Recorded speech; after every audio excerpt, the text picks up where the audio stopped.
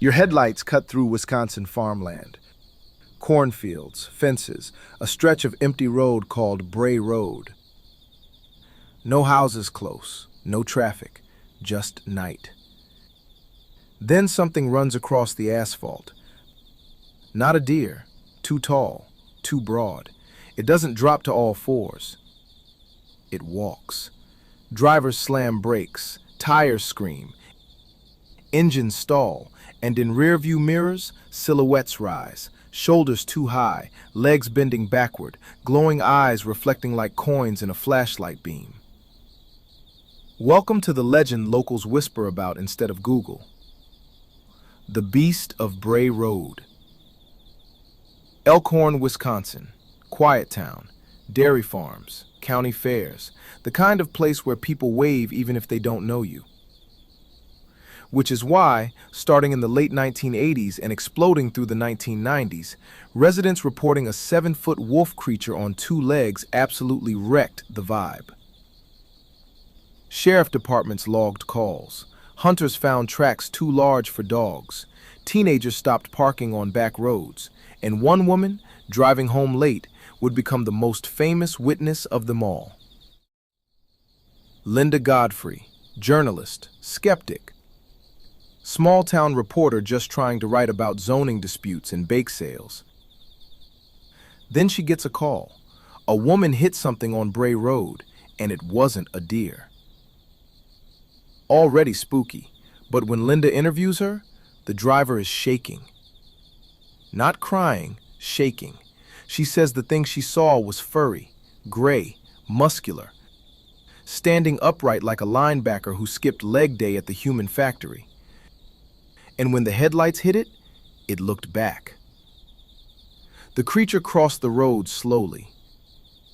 No panic, no sprinting, just confidence. Like, yeah, I live here. The woman froze. The beast reached the ditch, turned its head, and stared, then vanished into the field. Linda publishes the story. Phones explode. Other people call in. Farmers, truckers, teenagers, cops, all describing the same thing. 7 feet, wolf head, broad chest, walking upright. America just accidentally unlocked its Midwest DLC. Some claim it crouched over roadkill. Others saw it carrying something in its arms. One driver swore it chased their car for several seconds, which is already terrifying, but also cardio goals. Tracks found near the road measured larger than any known wolf in Wisconsin. Claw marks, deep impressions, too wide, too long. And suddenly, Bray Road stopped being just a shortcut. It became that road. Locals split into camps. Camp A, it's a bear with mange. Camp B, that thing is not paying taxes, so it's not from Earth. Bears do stand, but bears don't usually sprint sideways into cornfields. And bears don't have long, narrow wolf faces. And bears definitely don't give eyewitnesses the kind of stare that makes them stop driving at night for 20 years. Linda keeps collecting reports, dozens, then hundreds. This isn't one weird sighting, it's a pattern. Some reports go back further, 1930s, 1950s, old farmers remembering something tall in the fields. Native folklore in the region spoke of wolf spirits, skin changer legends, creatures that walk between forms. Not saying that's what it is, just saying humans have been side-eyeing that farmland for a long time. And now the internet shows up, which means memes, forums, grainy photos, people driving Bray Road at midnight like it's a haunted drive-through. Yeah, let me get 1 cryptid combo, medium fries. Then the gun stories start. Hunters swear they aimed at something massive, pulled the trigger, and whatever it was disappeared into the woods. No blood, no body, just crushed brush, which is either supernatural or the scariest cardio-trained animal in North America. Some believe it's an undiscovered species, a prehistoric canid, a relic from the Ice Age that somehow clocked in for modern times. Others say government experiment, which is always Reddit's favorite seasoning. But Linda isn't chasing aliens, she's chasing consistency. Same posture, same height, same road, same months, mostly late summer and fall, harvest season, when fields are tall, when animals move, when nights are long. She visits Bray Road herself, quiet, crickets, wind through corn. It doesn't feel supernatural, which almost makes it worse, because that's exactly where real things hide. Let's talk alternatives. Escaped exotic animal. Private collectors in the Midwest are a thing. People keep tigers in basements. Do not underestimate rural chaos. Could it be a wolf-dog hybrid? But 7 feet? Standing upright for extended periods? Consistently? Even gym bros would tap out. Bears? Sure, but witnesses stick to one detail. The face was wrong. Too canine, too long, too intelligent, like it was deciding something, which you do not want wildlife doing about you. Some people stop going down Bray Road entirely. Others speed through. Teenagers dare each other, which is how horror movies start. One group parks, kills the engine, lights off, silence. They hear rustling in the corn, heavy footsteps. Then something snaps a stalk. They peel out so fast the tires smell like regret. No visuals, just sound, which is honestly worse. Over time, the sightings fade. Not vanish, fade. Less frequent. Like whatever was there moved on, died, or learned humans were annoying. Linda publishes books, becomes the go-to cryptid reporter, and Bray Road enters American monster history.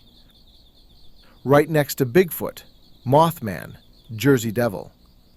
The Midwest said, "We'd like one too." But here's where it gets strange. Years later, people in other states report the same thing. Michigan, Ohio, Pennsylvania, upright wolves. Same build, same posture, different roads. Which raises an uncomfortable question. Was Bray Road a home or just a stop? Migration pattern. Terrifying thought. Cryptid road trip.